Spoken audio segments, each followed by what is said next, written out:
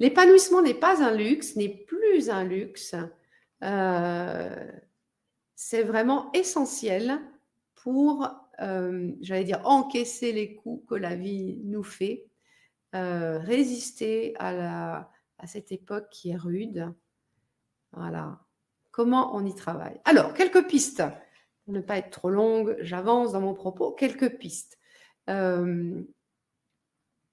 Qui suis-je?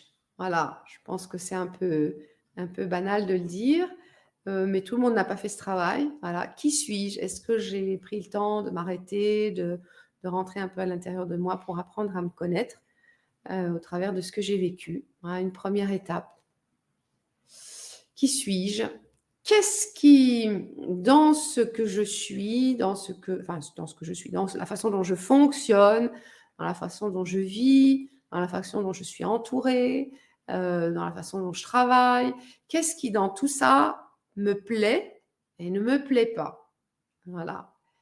Est-ce que j'ose regarder ça et dire, il y a des choses, j'aimerais bien que ce soit autrement, j'aimerais bien, si je pouvais, et je peux, voilà, mettre ça un petit peu en dehors de ma vie. Et qu'est-ce que, au contraire, dans ma vie, voilà, me plaît, et ça, j'aimerais bien le cultiver davantage. Voilà.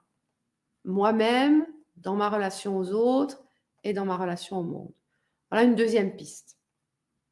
Qui je suis, qu'est-ce que je vis et qu'est-ce que je garde ou qu'est-ce que j'aimerais transformer. Voilà. Qu'est-ce qui ensuite est important pour moi? Voilà. Qu'est-ce qui est important pour moi? C'est profond, hein? Au quotidien, dans les petites choses, et puis plus profondément en termes de valeurs. Voilà. Qu'est-ce qui est vraiment important pour moi? C'est pas simple, hein, c'est aussi une opération de tri par rapport à ce que la société, le monde, les autres, on a des modèles qui nous sont, sans même qu'on nous en rende compte,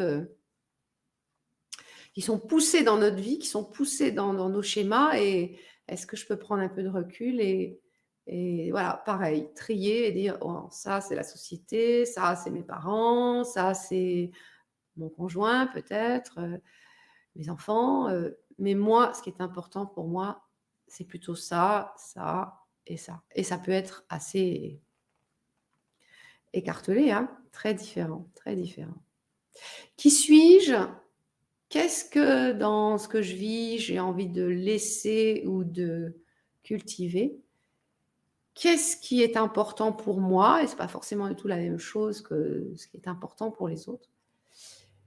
Et quels moyens je me donne pour m'occuper de ce qui est important pour moi? Voilà. Il me semble que nous allons être beaucoup plus à même de rester épanouis, d'encaisser les coups de la vie, de résister au stress à notre époque. Si nous, non seulement nous sommes épanouis, mais dans épanoui, ça pourrait paraître un petit peu statique, mais aussi en mouvement, en marche, vers ce qui est important pour nous. Qu'est-ce que vous pensez de ça? Qu'est-ce que vous pensez des quelques pistes là que je vous propose?